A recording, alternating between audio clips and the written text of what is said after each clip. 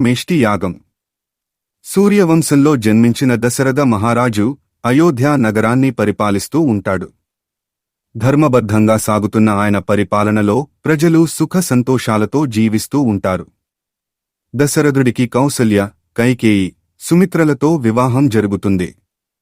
అయితే ఈ ముగ్గురి నుంచి వారసులు లేకపోవడం దశరథుడిని మానసికంగా బాధిస్తూ ఉంటుంది.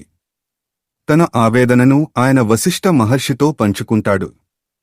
పుత్రకామేష్టి యాగం చేయడం వలన ఆశించిన ఫలితం లభిస్తుందని వశిష్ఠ మహర్షి చెబుతాడు. అందుకు అంగీకరించిన దశరథుడు తగిన సన్నాహాలు మొదలుపెట్టమని తన మంత్రి అయిన సుమంత్రుడిని ఆదేశిస్తాడు.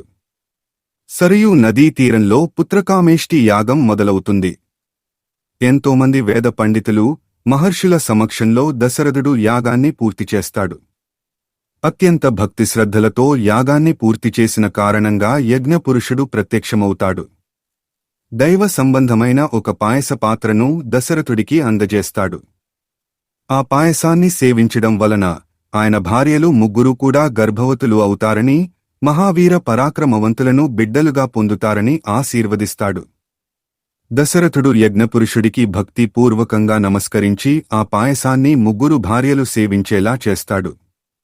పుత్రకామేష్టి యాగం ఫలితంగా కౌసల్య, కైకేయి, సుమిత్ర గర్భవతులు అవుతారు. కౌసల్యకి శ్రీరామచంద్రుడు జన్మిస్తాడు. కైకేయి గర్భాన భరతుడు జన్మిస్తాడు. సుమిత్ర గర్భాన లక్ష్మణ, శత్రుఘ్నులు జన్మిస్తారు. ఇలా దశరథుడి ముగ్గురు భార్యలు, నలుగురు మగ బిడ్డలను కనడంతో అయోధ్యలో పండుగ వాతావరణం నెలకొంటుంది. అంతఃపురంలో ఎక్కడ చూసినా సందడిగానే కనిపిస్తూ ఉంటుంది. ఊరూరా ప్రజలంతా సంతోషంగా సంబరాలు జరుపుకోవడానికి తగిన ఏర్పాట్లను దశరథ మహారాజు చేయిస్తాడు. ఆ ఇంట్లోని పండుగ వాతావరణమే అయోధ్య అంతా కనిపిస్తూ ఉంటుంది. ఎంతో కాలంగా అనుభవిస్తూ వస్తున్న ఆవేదనకి ఔషధం దొరికినట్టుగా దశరథుడు ఆనందంతో పొంగిపోతుంటాడు. తన ముచ్చట తీర్చడానికి, అయోధ్యా ప్రజలను ధర్మబద్ధంగా పాలించడానికి తనకి నలుగురు వారసులను ఇచ్చిన భగవంతుడికి ఆయన మనసులోనే కృతజ్ఞతలు తెలుపుకుంటాడు. దశరథుడు ఒకవైపున పాలనా సంబంధమైన వ్యవహారాలను చక్కబెడుతూనే మరోవైపున తన పిల్లలతో ఆటలాడుతూ ఆనందానుభూతులను పొందుతుంటాడు.